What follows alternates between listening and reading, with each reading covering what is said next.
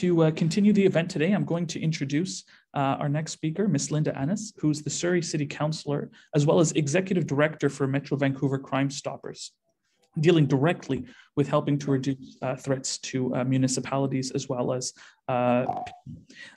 she's been the Surrey City Councillor and Community Volunteer for many years, as well as she's received the Queen's Diamond Jubilee Medal for her volunteer services, including as the Osteoporosis Chair for Canada and the Simiahu House and Surrey Care Community Foundation.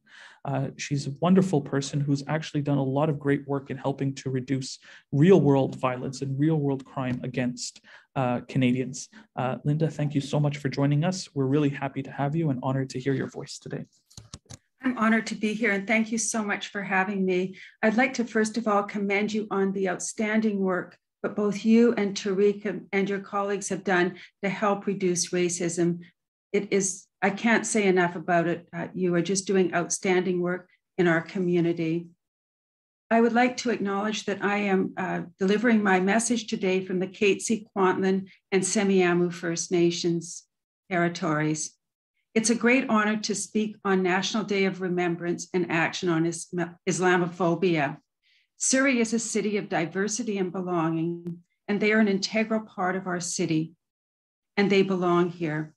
We are all working together to build a better future for our families and our neighbors. Working together, we can accomplish more, so it is important that each of us feels that we belong here and that our neighbors see us with respect. We have an opportunity to show the world how many different people can all belong in the same place, be friends, be neighbors, and all work together for a common benefit for all of us. It might seem hard for some, but it certainly should not. We learn a lot and enjoy each other. Anyone who cannot see this as an ordinary lifestyle is short-sighted and is hurting themselves. We just had a day of reflection on the Holocaust and now a day of reflection on Islamophobia. It is shameful on humanity that we need to have either one of these days. We shouldn't fear or hate people who are different than ourselves. We all belong here. We should learn from each other, embrace the differences, and we can all reap the rewards. Surrey is a city where we all want to safely live, work, play, and learn.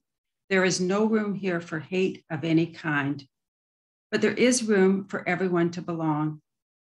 And let's set an example of love. Thank you.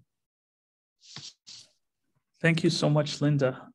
I think that one thing you mentioned actually reminded me of one of the challenges that we do face in particular.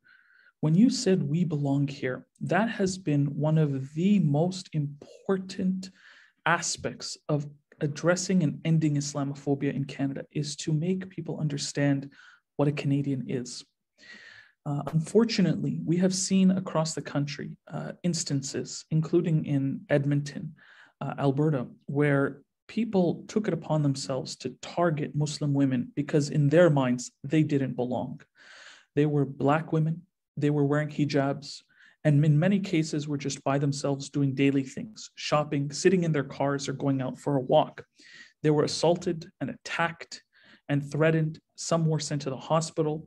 And these are just the reports that we've heard or were reported to the police, and that's about 20 in the last year.